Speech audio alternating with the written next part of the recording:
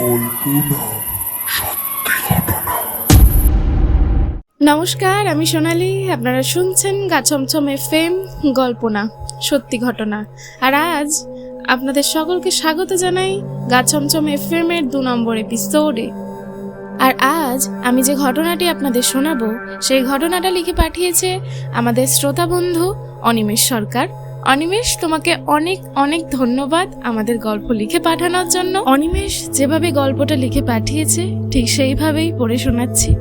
নমস্কার, আমি অনিমেষ সরকার, কাঁচরাপাড়া থেকে। আমার বাড়ি কাঁচরাপাড়াতে হলেও নিউ টাউনের একটা মেসে থেকে আমি আমার পড়াশোনা কমপ্লিট করেছি। আর নিউ টাউন থেকে আমার মেস বাড়ি থেকে 1.5 ঘন্টা দূরত্বে আমি একটি নামি আইটি কোম্পানিতে চাকরি পাই। সেখানে আমার 1 মাস বেশ ভালোই কাটছিল। মনের মতো চাকরি পেয়েছি, তাই আনন্দ সহকারেই আমি কাজ করছিলাম। কিন্তু মাঝপথে যে এরকম একটা ঘটনা ঘটবে কখনোই ধারণা করতে পারি। এটা একেবারেই আমার ধারণার বাইরে ছিল। তো এরকমই এক সময় আমার কাজের চাপ বাড়লো। একদিন কাজ করতে করতে রাত প্রায় 2টো বেজে গেছে। অফিসে আছি, অনেকেই আছে, তারাও এবার বাড়ি ফিরবে, আমাকে মেসে ফিরতে হবে। কিন্তু আমি কিভাবে যাব? এখন এই রাত 2টোয় গাড়ি ঘোড়াও সেরকম নেই। তাই অফিস থেকে আমার জন্য একটা ক্যাব পাঠানো হলো। যাকগে, চিন্তা দূর হলো, এবার শান্তি মতো মেসে ফিরতে পারবো। অনেকক্ষণ অপেক্ষা করার পর ফাইনালি আমার ক্যাবটা এলো। ক্যাবে উঠে পড়লাম।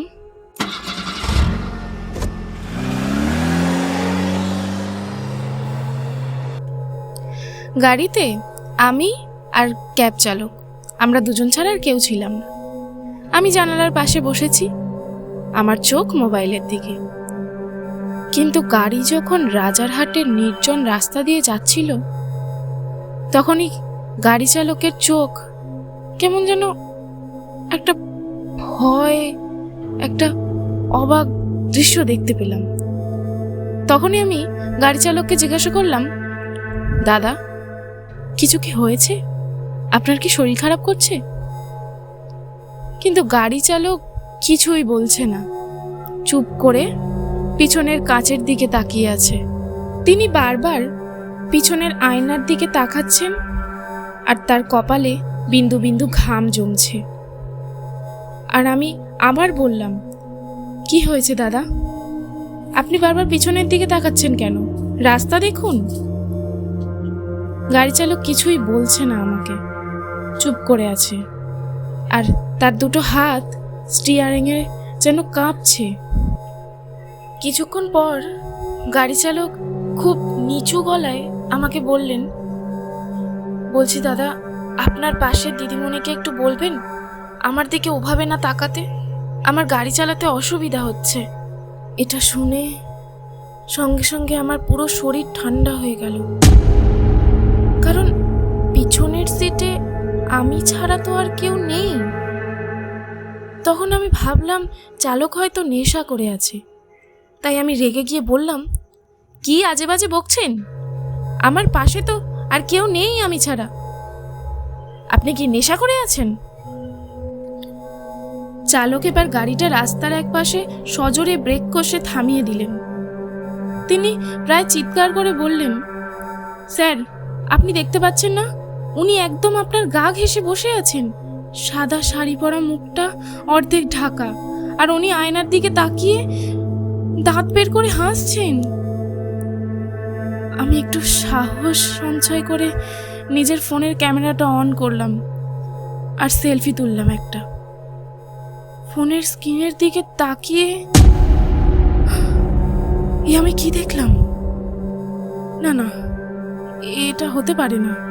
আমি সচক্ষে দেখছি আমার পাশে কেউ নেই, কিন্তু এটা কে?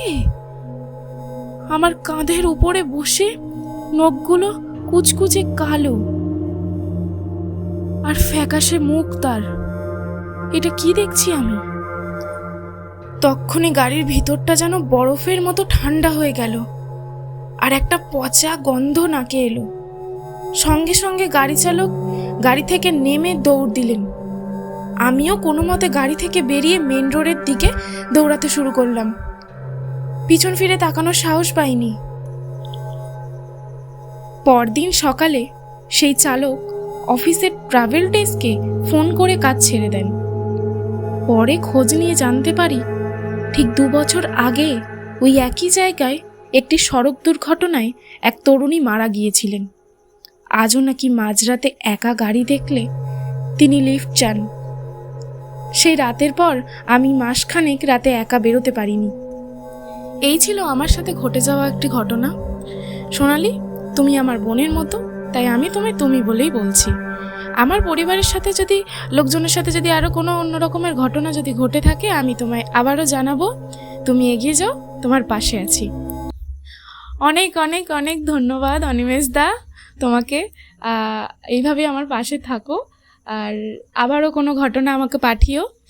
আর তোমরাও যদি ঘটনা পাঠাতে চাও তাহলে আমার ডেসক্রিপশনে দেওয়া আমার ইমেলে পাঠিয়ে দিও। আর অনেক অনেক ধন্যবাদ সকলকে যারা প্রথম দিনই আমার ভিডিওকে অনেক সাপোর্ট করেছো। থ্যাংক ইউ সো মাচ সকলকে। সবাই এইভাবে আমার পাশে থাকো। আর ভিডিওটা ভালো লাগলে লাইক, কমেন্ট, শেয়ার। আর এরকম ঘটনা শুনতে আমার চ্যানেলটা সাবস্ক্রাইব করে রেখে দিও। ধন্যবাদ। গা ছমছম FM কল্পনা।